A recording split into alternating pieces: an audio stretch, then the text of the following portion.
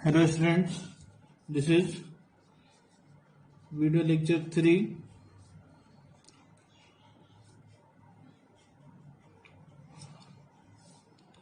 In the last lecture, we have discussed about the packing efficiency in FCC, which was 74%, जो मैंने बताया था कि मैक्सिमम है. In FCC का अगर हम डायग्राम बनाएं तो FCC में आपको पता है कि जो एक एटम सारे कॉर्नर पर होते हैं और प्लस एक जो होता है बॉडी सेंटर पे होता है. अगर हम डायग्राम बनाएं तो अगर एक यहाँ बनेगा, एक यहाँ बनेगा और एक सेंटर पे होगा.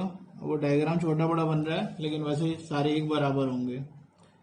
तभी आप देख रहे हैं, सॉरी इस जगह पर, अभी आप देख रहे हैं कि this is the diagonal of cube और डायगोनल ऑफ क्यूब क्या होता है? a√3. तो दिस इज a√3, लेकिन साथ ही साथ ये है क्या? 4r, r, this is 2r और फिर ये r, तो 4r, तो 4r equal to a√3 diagonal of cube. तो r equal to a√3 by 4.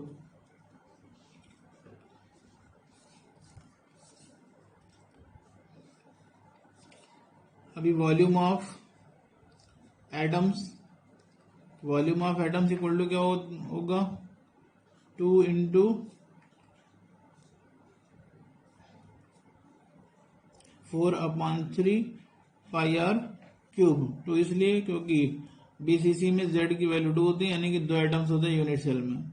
Equal to 2 into 4/3 into pi और आर क्यूब की जगह ये हम वैल्यू रख सकते हैं. तो a क्यूब इंटू 3√3/64. तो 4 टू जा 8 और 8 जा 64. तो अभी 3 से 3 कैंसिल हो जाएगा, तो यहाँ बचा pi a³√3/8. Volume of unit cell ये हमेशा a³ होगा. अभी packing efficiency equal to volume of atoms, that is pi a³√3/8 और into volume of unit cell a³ into 100.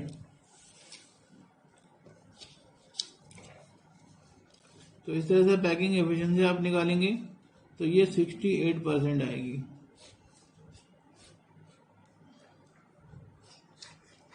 चलिए यहां पर एक चीज और डिस्कस कर ले रहे हैं. Distance between two nearest atoms. तो distance between two nearest atoms in FCC, पीछे छूट गया था. तो इन FCC आपने पढ़ा हुआ है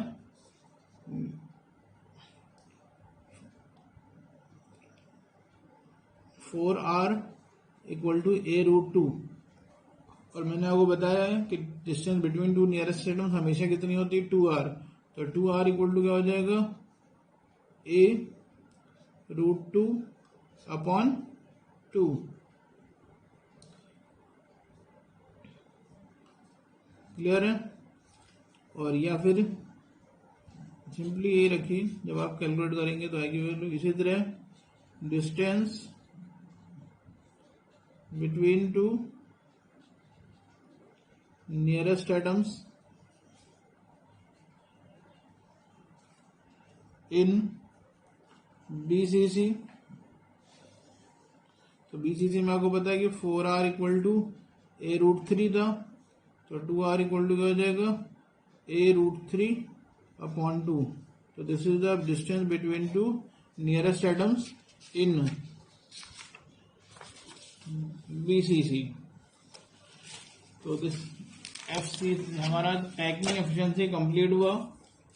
अभी हम बात करते हैं वॉइड के। वॉइड क्या होता है? तो आपको पता है कि atoms fill some space of unit cell, ये तो आपको मालूम ही है। लेकिन क्या एटम कंप्लीटली फिल कर लेते हैं यूनिट सेल को? डेफिनेटली नहीं कर पाते हैं। तो इसका मतलब है कि कुछ ना कुछ स्पेस उसमें बाकी रह जाता होगा।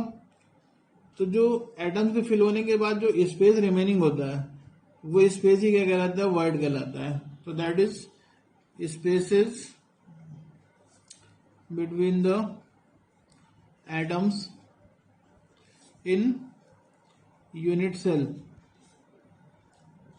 is called void. It can also be referred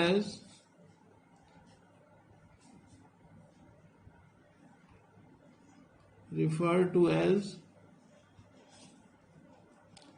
unoccupied space in a unit cell. There are three types of voids. First, triangular voids.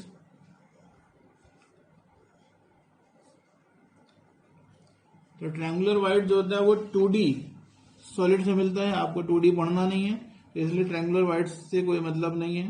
Second है टेट्राहेड्रल वाइड। टेट्राहेड्रल वाइड इसलिए कहते हैं क्योंकि इनका शेप जो होता है वो टेट्राहेड्रल होता है। और थर्ड है ऑक्टाहेड्रल वाइड। अभी टेट्राहेड्रल वाइड या लोकेटिंग वाइड्स। तो फर्स्ट बात कर लेते हैं tetrahedral void.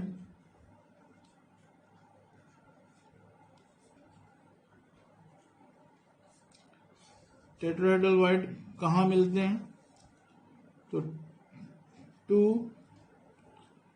tetrahedral voids are present at each body diagonal.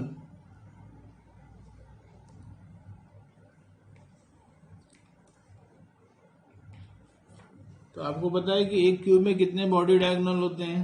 तो ज्यादातर सोच रहे होंगे कि 2 होते हैं। आप ध्यान से देखिएगा, एक क्यूब में 4 बॉडी डायगोनल होते हैं। अगर आप अपने रूम में भी बैठे हो तो कॉर्नर की छत से कॉर्नर को मिलाएं तो आप देखेंगे कि 4 बॉडी डायगोनल बन रहे हैं। क्लियर है? अब और कह रहे हैं कि ईच बॉडी डायगोनल पे कितने? 2 हैं। तो total number of tetrahedral wides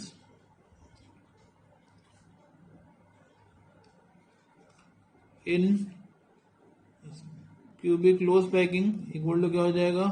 8।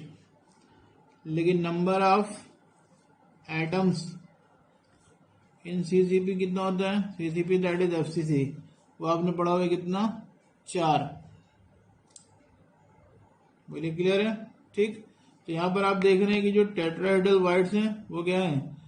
Number of atoms के डबल हैं। तो सिंपली हम कह सकते हैं कि let number of atoms in CCP equal to कितने? n। तो then number of tetrahedral voids equal to कितना हो जाएगा? हमेशा 2n। ये आपको याद रखना है कि जब भी बोला जाए कि कोई एटम टेट्राहेड्रल वाइड में है तो आपने अगर number of atoms in unit cell n माना है तो टेट्राहेड्रल वाइड्स हमेशा क्या होगा? 2n होगा। ये हमेशा याद रखना है। इसी तरह octahedral wide,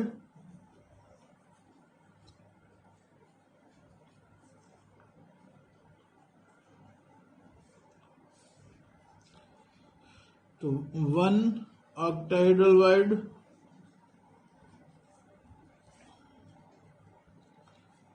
at body centre, एक तो बॉडी सेंटर पे होता है, and one at each at the centre of each edge, हर एज के सेंटर पे। अभी आपको पता है कि एज पर जो भी पार्ट होता है वो डिवाइड होता है 4 क्यूब में। आप बना करके देखिएगा तो एक एज पर कोई भी चीज होगी वो 4 क्यूब में डिवाइड होगी अगर एज के सेंटर पे है तो। और कितनी एजेस होती हैं क्यूब में, आप कैलकुलेट करेंगे तो टोटल 12 एज होती हैं। तो number of voids at edges in CCP equal to क्या होगा, 1/4 इंटू 12 इक्वल टू 3। तो total number of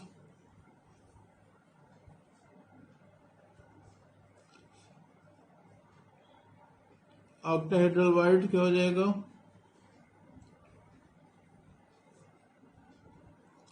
equal to 1 + 3 equal to 4। और आपको पता है कि CCP में नंबर ऑफ एटम्स भी कितने होते हैं, 4 होते हैं।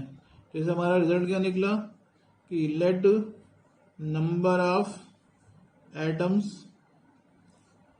इन CCP equal to 4, equal to n। तो नंबर ऑफ ऑक्टाहेड्रल वर्ड, तो ये भी जो है वो n ही होंगे। ये बहुत इंपॉर्टेंट चीज है तो जो कि न्यूमेरिकल में अगर आपको समझ में आ गए तो इस टाइप के एक नंबर में न्यूमेरिकल आता है और ये बिल्कुल क्लियर हो जाता है, एक तुरंत आंसर आ जाता है।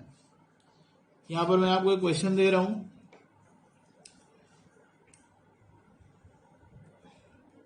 A and B crystallize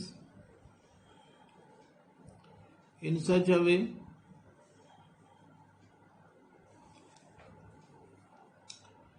B occupy CCP and A is present in 1/3 of octahedral voids. Calculate the formula of compound. So let number of atoms equal to n,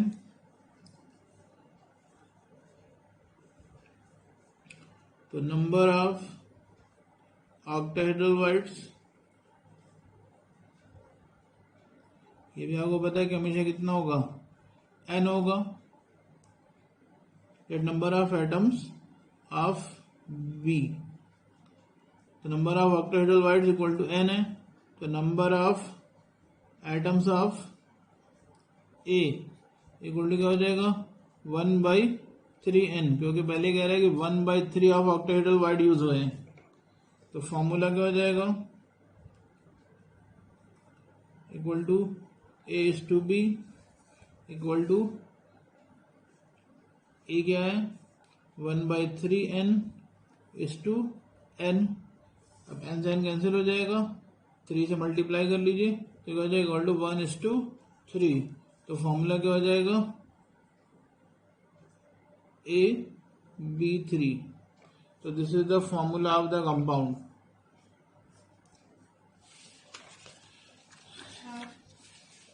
clear है? एक और न्यूमेरिकल डिस्कस कर ले रहे हैं।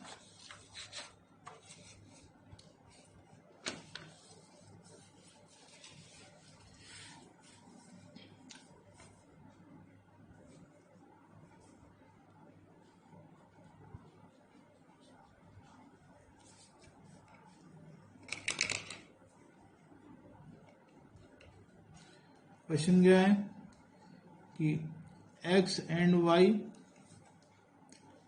occurs in a solid in such a way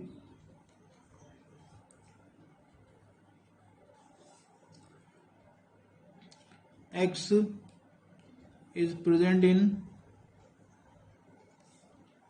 in CCP and Y are present in 2/3 of tetrahedral wide. Find formula. तो फिर हो जाएगा let number of atoms of A equal to n, तो number of tetrahedral voids कितने होंगे? आपको पता है टेट्राहेड्रल वाइड्स क्या होते हैं, डबल होते हैं, इक्वल टू 2n। और b कितने में है, कह रहा है कि 2/3 ऑफ टेट्राहेड्रल वाइड्स, तो number of atoms of b equal to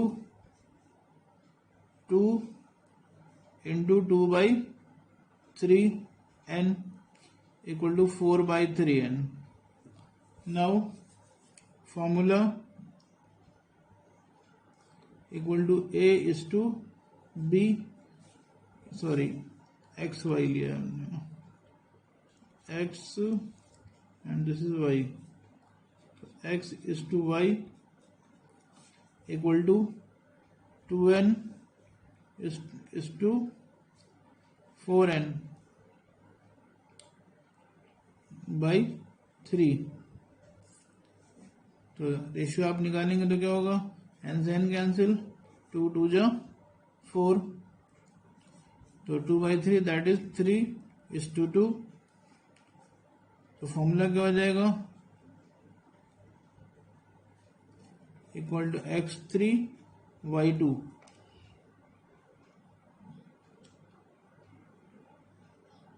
बोलिए क्लियर है? एक और क्वेश्चन लास्ट डिस्कस कर ले रहे हैं। A and B occupy in a solid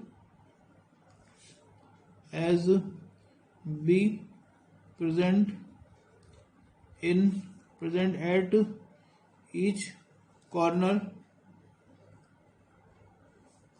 and A occupies edge centers, but two edges are missing. So what is the formula?